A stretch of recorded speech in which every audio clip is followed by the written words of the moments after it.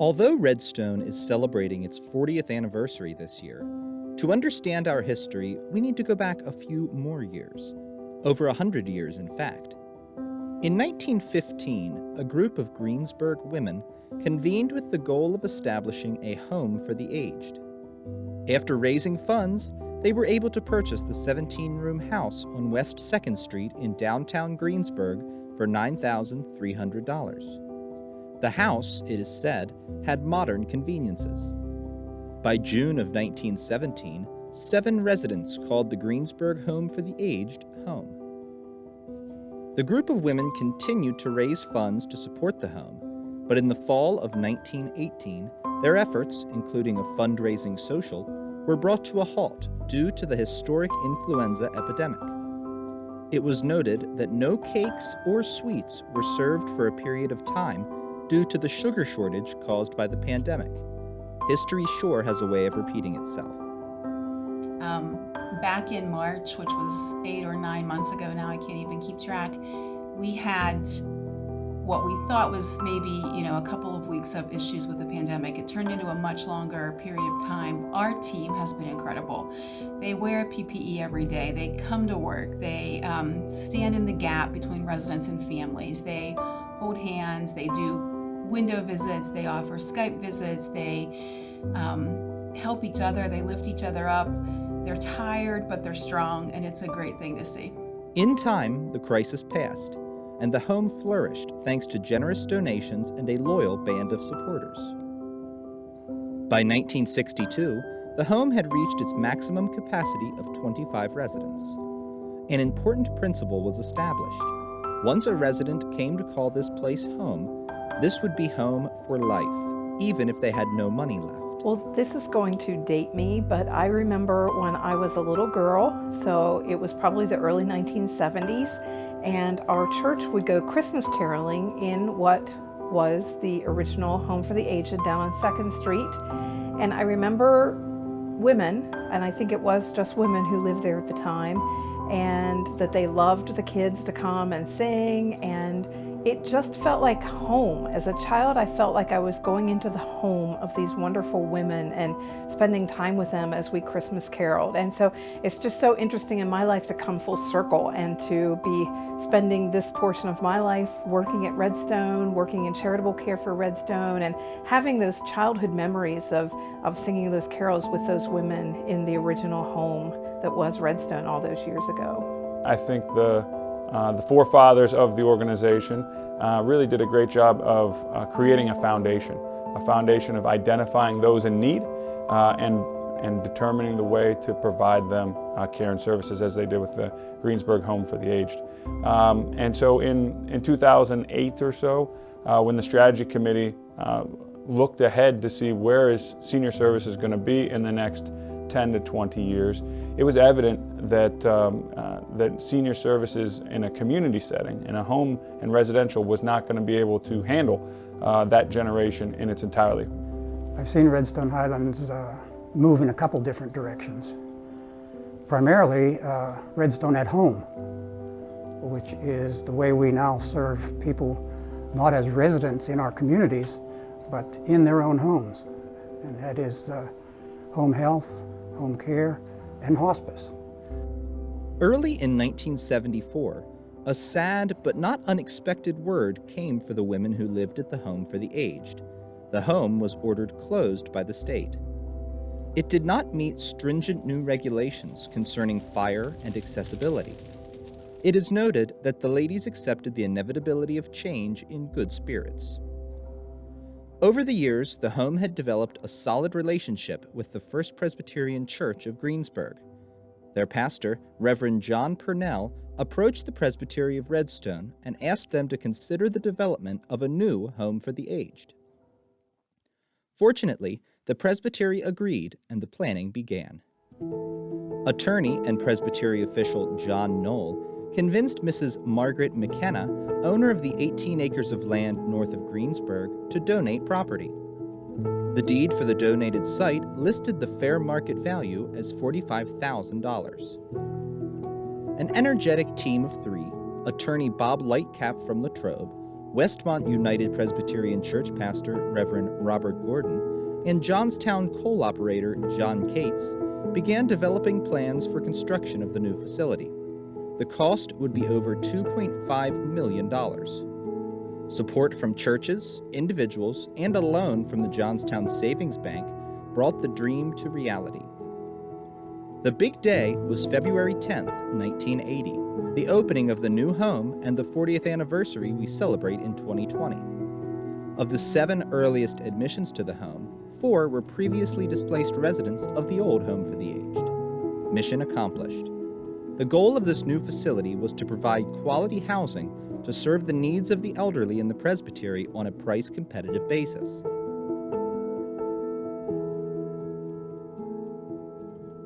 I started in January, and our first 4 residents came in, I think February 17th. It was anticipation.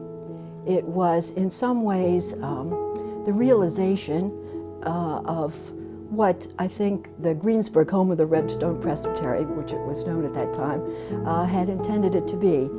2 of the 4 residents who came in were residents who were guaranteed a place because that was one of the motivations for the start of the home. So that was kind of exciting. At that point, too, we had 2 levels of care. We had nursing and residential. And there were 4 residents the first day, and I kind of was reflecting a little bit on the first year. First Thanksgiving, I remember, we had a resident, Marshall Raymond, who carved a turkey. We were small enough then that everyone, whether they were nursing or residential, could eat together, and he stood up there and carved a turkey. One thing that always has struck me is how often I've heard people talk about how their loved one while at Redstone has become part of a second family. I think that's a big difference, is that the patient knows and their families know that we welcome them, and that every employee is there with a mission to do right by them, not only to do their role as a chaplain, as a nurse, as a housekeeper, but beyond that role, to make a person feel happy and welcome and safe. And I think the families know that and appreciate it very, very much. Over time, the presbytery became increasingly concerned about their legal responsibility for this growing organization. A plan for independence evolved that embraced an ongoing relationship between the presbytery and the home, but established a new corporation of ownership that would be known as Greensburg Presbyterian SeniorCare. Following another round of construction, in 1995, a new independent living apartment building opened on the Greensburg campus, soon followed by an assisted living wing, giving Redstone the first complete continuum of senior care in Westmoreland County. Redstone Highlands became the brand name for the senior housing program of the corporation. This brand name and the corporate name would soon be combined to become what we now know as Redstone Presbyterian SeniorCare. Throughout the 1990s, an active auxiliary hosted an annual fundraiser known as the Spring Fling, which eventually transitioned to a Fall Fling, known for its apple dumplings and craft sales. These events made way for the first fundraising gala held in 2003. Today, our spectacular annual Highlands Fling fundraiser traces its roots to these early events and spirit of giving. An engaged board, fleet of volunteers, and faithful donors have allowed Redstone to expand and grow, and to keep the Redstone promise that no resident will ever be turned away when they have outlived their financial resources. As well as we attempt to plan throughout our lives for our final years, often that planning becomes insufficient as we live far beyond the age that we might have expected to live. And sometimes we outlive our financial resources. For those who became a part of Redstone community at an early age when they had financial reserves, fortunately for them, they have outlived those financial reserves. The beautiful part about benevolent care, when you see it in action, it really sets people at ease. It allows individuals to live in community and allows people not to worry for their neighbor. It's an investment throughout the organization. It's part of our operational budget. It's part of our mission support vision and an endowment. But overall, it gives everybody peace that at any time they're going to get the services they need, regardless of their financial situation. So I think it gives a sense of community, sense of neighborly, and a sense of peace in our communities, knowing that if the need is there, when the need is there, that finances will never be a limitation for us to love our neighbor. You are family, you are here, you're going to stay here. And once you get here, when you're admitted from the day one, there's an assurance that whatever your needs are, we're going to be able to handle from the day you move in until the day you leave. And that's a promise that we make, and that's a promise, I think, that is special about Redstone. We have a solid commitment that we will be responsible and care for people, period. And it's not a financial matter. With the Greensburg campus complete, plans were developed for the new campuses in Murraysville and North Huntington.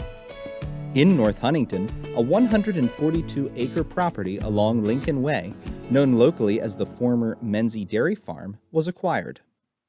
In Murraysville, a 22-acre site was obtained at the intersection of Old William Penn Highway and Klein Hollow Road. On a cold, blustery day, the North Huntington campus officially opened on December 28, 2001, followed by the Murraysville campus on a slightly nicer day on May 6, 2002. Both communities are home to beautiful independent living apartments, personal care suites, dementia care units, and attractive public spaces. Over the past decade, the North Huntington campus has further expanded with the development of a 32-unit villa community. More recently, Redstone has taken on management of the Redmont condominium community in Greensburg and has purchased nearly 1/3 of the units within that community as part of a development plan. A feasibility study is currently underway for an expansion of the Murraysville campus, adding a brownstone-style housing option on an undeveloped portion of that campus. Although brick-and-mortar expansion has been key, Redstone has also expanded in terms of service areas. The launching of Redstone at Home brought home care, home health, and hospice services to Redstone's continuum of care. A recent expansion has launched a Redstone at-Home hospice division in Fayette County, too. 5-star staffing was launched in 2019 in order to better ensure high-quality agency staffing, helping to support our Redstone communities and other organizations. Innovative programs have advanced our rehabilitation services, dementia care, community living, and lifestyle activities for residents. Recently, an Anchor Initiative program has been launched that further supports Redstone employees, especially those who find themselves in crisis. Recently, Redstone articulated a new vision: to be difference makers and world changers for one's life plan.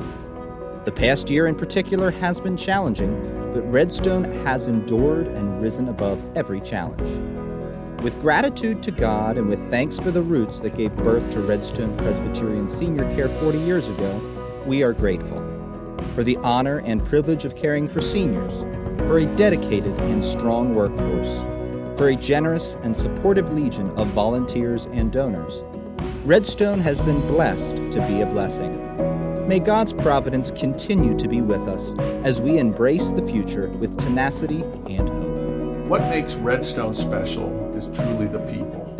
The growth of our campuses, the growth of our leadership in this organization, the added services that we have brought to Redstone have been truly the milestone and golden nuggets of this organization.